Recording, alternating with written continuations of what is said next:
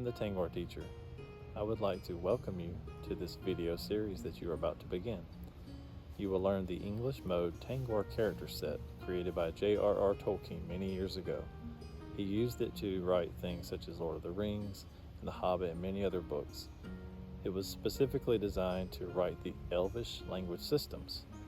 Again, this time we're going to be learning the English mode character set. So grab a notepad and a pen and join me back here in a few minutes.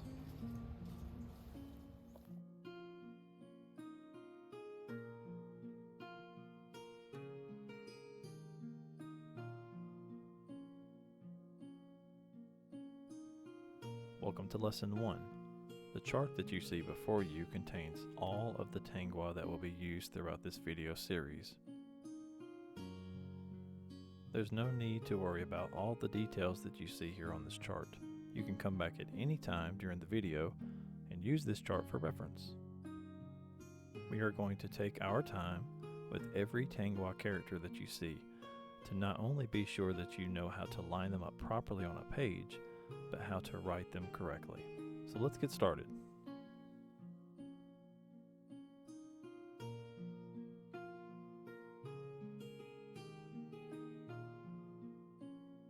Okay, so before we can make our way down through this Tangwar chart, the first thing you need to learn are the parts that compose the Tangwar. So the very first thing that you need to know is what a telco is. A short carrier looks like this. The long carrier, or telco stem, looks like this. You draw it just like that.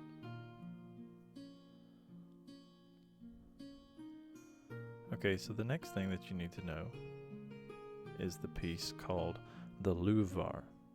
The luva is literally the Elvish word for bow, and that's where this comes into play when you're making this bow shape, like this. It can also be represented like this.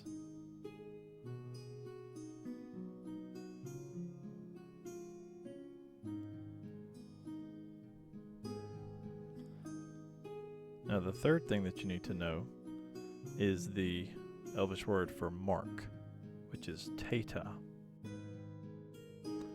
Now these are your diacritic marks. So let's say that we draw our consonant T, we draw the long stem, we place a bow on it like this, and then on top of it we may place a vowel A with 3 diacritic marks like this, and this is called a teta. Now, the teta can also be below the consonant. So anywhere above here or below can be representative of a teta. And those are basically the main pieces of a Tangwar that you need to be aware of. Now let's begin to go through all of them and talk about how they are written. So starting with the consonant T, you'll draw a long stem like this and a bow about mid-height to the baseline.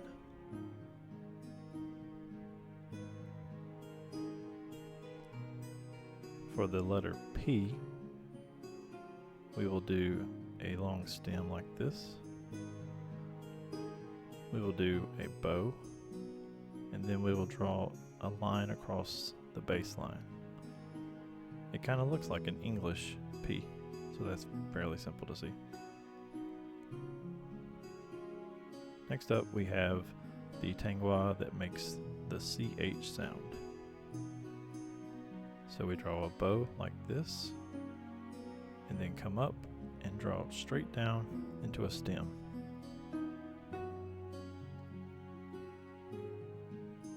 Up next we have the Tangwar that makes the K sound, and you will draw a bow, come up, go straight down, and then this time you want to draw across to connect at the top. Alright, we're going to our second row. So next up we have the consonant that makes the D sound. So we'll draw a stem that goes down like this, and we'll draw 2 bows, just like that. Now for the B, we're going to do the exact same thing, long stem with a bow here, another bow, and then we're going to connect a bottom bar at the bottom, and that makes a B. Now to draw the consonant J, we're going to do what I call like a reverse bow, like this. Draw another reverse bow, come up and then go down to a stem, a long stem.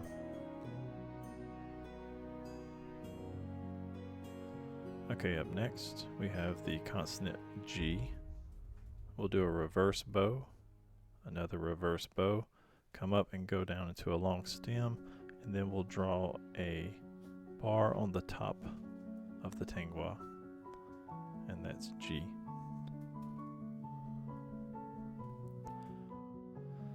Alright, up next we have the first TH sound that we have, and it's drawn with a stem from the top to the bass line like this, and then a bow like this, and that's TH. Now to draw the F, we will draw a stem from the top all the way down.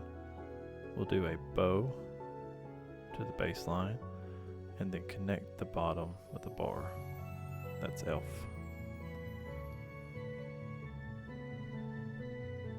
Now for the tangwa that makes the SH sound, I usually draw a reverse bow like this, and then just kind of go all the way up in a little swoosh all the way to the top line. There's another way that you can do this SH shape that's a little bit more formal, and you'll recognize it. It will do a reverse bow and then come straight down from the top to the bass line like that. It's a little bit more formal. You may see both. Okay, another CH sound that we have that makes a hard CH, but we'll get into the sound another time. You do a reverse bow like this, comes straight down from the top to the bass line, and then draw across like this at the midline.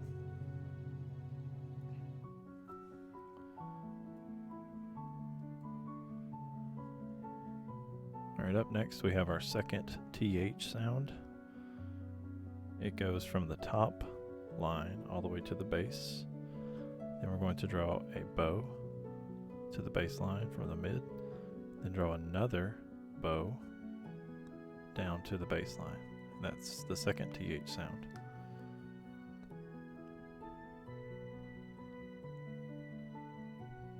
Up next we have the tangwa that makes the V sound. So we'll draw from the top to the bass. Going into the midline, we'll draw a bow. We'll draw another bow off of it, and then we'll connect at the bottom on the bass line, connect them, and that makes a V.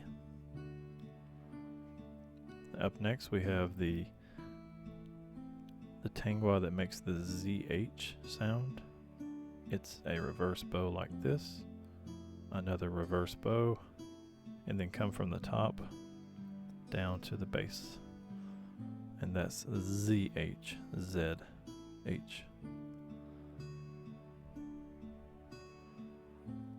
Up next we have the tangwa that makes the GH sound.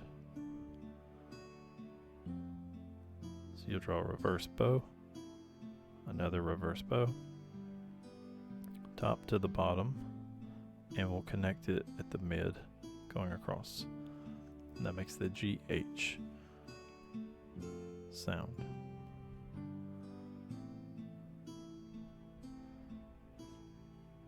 Up next we have N.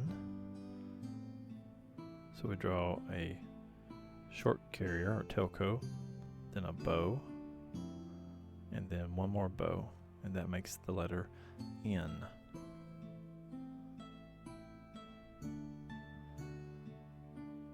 To do the M in Tangwar, we do the short carrier telco, a bow, another bow, and then at the bottom we connect it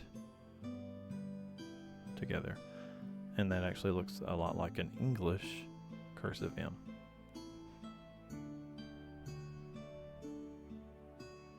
Okay, up next we have a Tangwa that actually represents the NG sound, like in the end of king. So we're going to do a reverse bow, another reverse bow, go up, bring it down from the mid to the bottom, and then just draw a line across the top of those. And that is the NG. Next we have a Tangwa that is our first R. We have two R's in the Tangwar. The first one that we're going to talk about has a telco like this, and then you just simply draw a bow to the base, and that's it.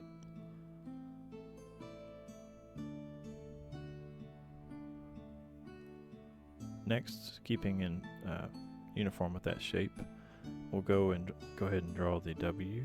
So we'll do a telco like this, a bow down to the base, and then connect the bottom, and that makes a W.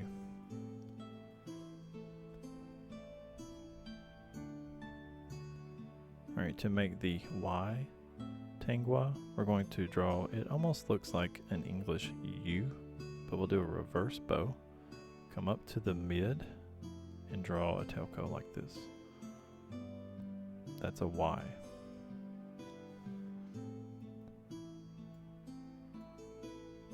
Alright, up next is our second R. I usually start here, draw down to the base like that, and then I go from this point to the base, go up under and loop. So I'll do that one more time. Down to the base, do another one of those about midway here, come up under, and then loop.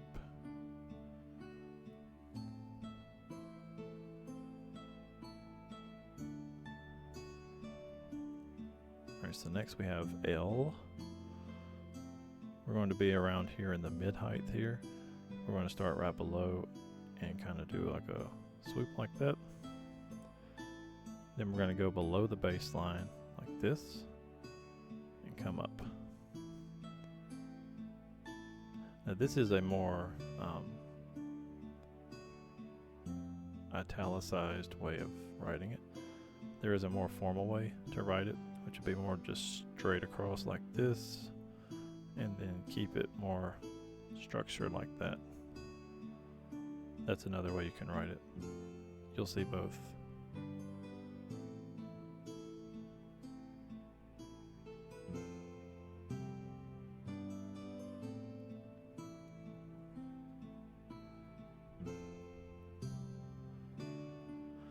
Up next is Alda, which is an L like this, but it has a little hook at the end like this, and it represents two L's.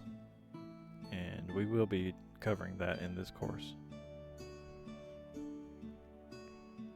This is what it will look like if you did a little bit different way it would look. It could also look like this, a little bit more emphasized like that.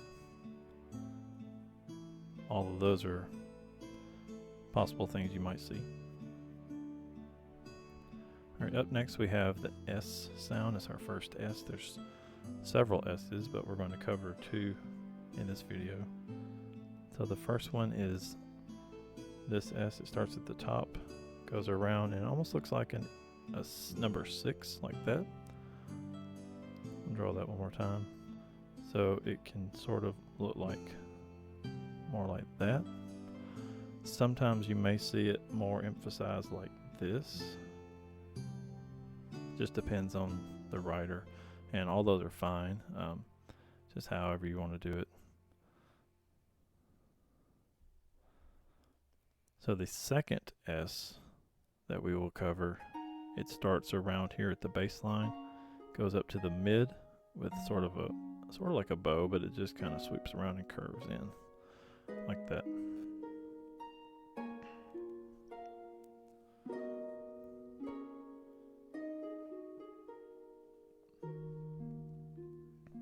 Alright, the next tangwa that we have is a Z. It's going to start at the top and come down and almost look like we're going into an S, but we'll stop here, around here, and then we will go below the baseline and draw another loop in it like this. Now that's a Z. Let's draw it one more time.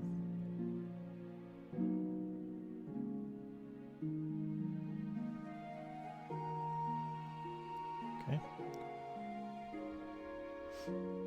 Now a second Z letter that you'll see and we may use, it looks sort of like a 3. So we're going to start here, go around to the base, and then literally just come around like this. And it looks a lot like a number 3. It's very close. Like that. Alright, we've only got a few more to go, so let's keep going. This one is the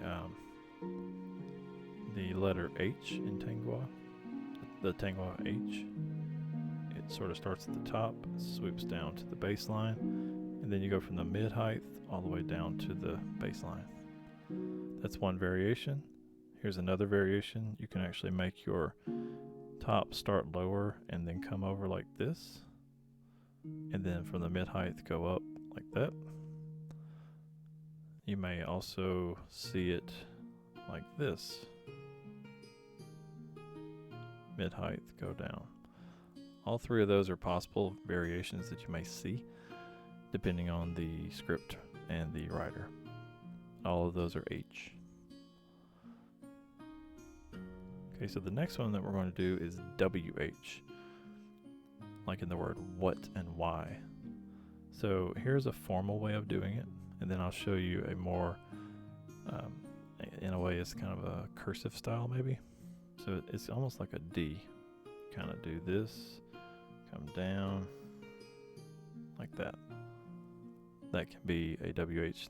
The way that I normally write it is I start at the top, come down to the baseline, and then come around like that. So you might see both of those. It's a WH. Now the next two that we're going to go over are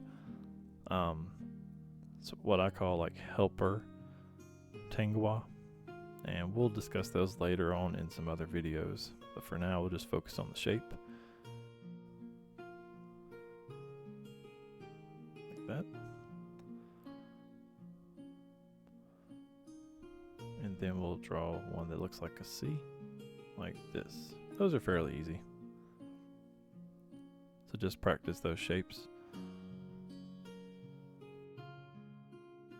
Okay, the only thing that we have remaining on the chart is the vowel section, but we will go into that in detail on the next video.